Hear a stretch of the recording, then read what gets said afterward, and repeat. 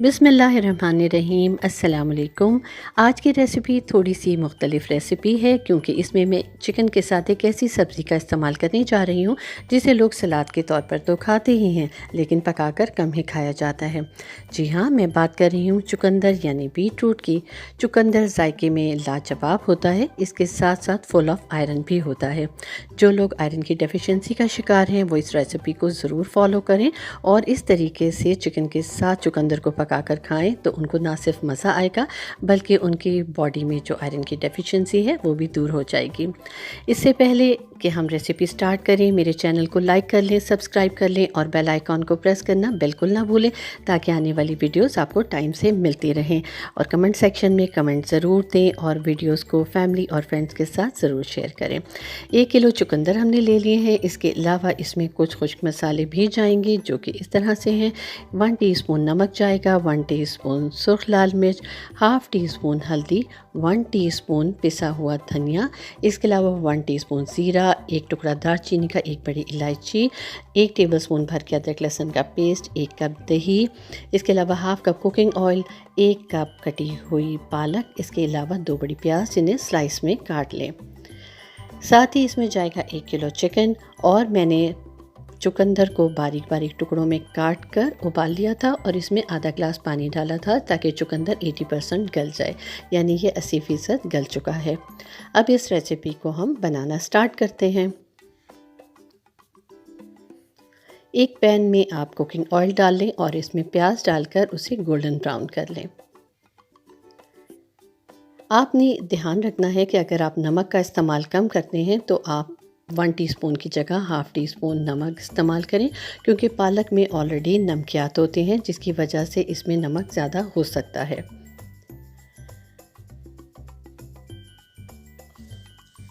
चुकंदर बहुत ही मज़ेदार सब्ज़ी है, आप इसको ज़रूर पकाएं। आप चाहें तो चिकन के साथ पकाएं या रेड मीट के साथ भी इसको पकाया जा सकता है। ये देखिए प्याज ऑलमोस्ट गोल्डन ब्राउन हो गई है। अब मैं इसमें चिकन डाल दूंगी और इसका कवर 1 मिनट के लिए ढक दूंगी ताकि चिकन में से जो छींटे उड़ रहे हैं वो आपके हाथों पर ना जाएं।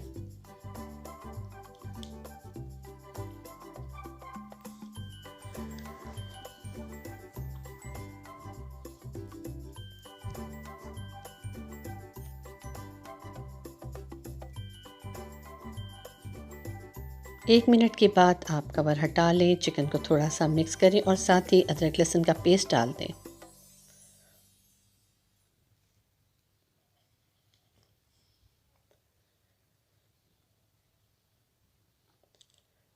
चुकंदर जायके में क्योंकि मीठा होता है और इसलिए हम इसमें पालक का इस्तेमाल भी कर रहे हैं ताकि इसकी मिठास काफ़ी हद तक कम हो जाए और दही डालने से भी इसकी मिठास में कमी होगी।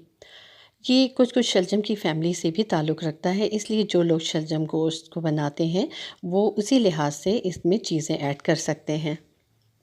ये देखिए मैंने एक एक करके सारे खुश्क मसाले भी इसमें डाल दिए हैं और अब मैं इसे अच्छे तरीके से भूनूंगी ताकि चिकन का कच्चापन भी निकल जाए और मसाले उस पर अच्छे तरीके से रच बस जाएं। ध्यान रहे कि इस टाइम आपने चूल्हे का फ्लेम मीडियम टू स्लो रखना है।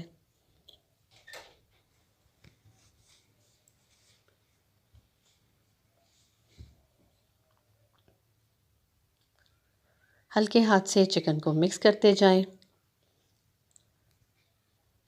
इसमें पहले थोड़ा सा दही डालें और इसको दोबारा से भूनें और फिर सारा दही डालकर चिकन को ढककर तकरीबन 5 मिनट तक पकने दें ताकि दही के पानी में चिकन गल जाए। ये देखिए मैं 5 मिनट के बाद इसका कवर हटाऊंगी तो चिकन तकरीबन 60% गल चुका होगा क्योंकि हमने इसमें दही डाला था और दही के पानी में चिकन गल गया था। अब इसमें पालक डाल दें जो कि हमने बारीक बारीक काट के रखी थी। आपने पालक को बहुत अच्छे तरीके से धोना है क्योंकि पालक में बहुत ज़्यादा मिट्टी होती है, तो वरना अगर आप इसे अच्छे तरीके से नहीं धोएंगे तो ये सालन में भी इस तरह से मिट्टी आ जाएगी। इसलिए पालक को बहुत अच्छे तरीके से धोइएगा। अब इसमें हमने जो उबला हुआ चुकंदर रखा हुआ है वो शामिल कर देंगे। चूल्हे का फ्लेम बिल्कुल स्लो कर दें। हल्के हाथ से इन सारी चीज़ों को मिक्स करें क्योंकि चिकन हमारा काफ़ी हद तक गल चुका है। अगर आपने ज़ोर से चम्मच चलाया तो चिकन टूट सकता है।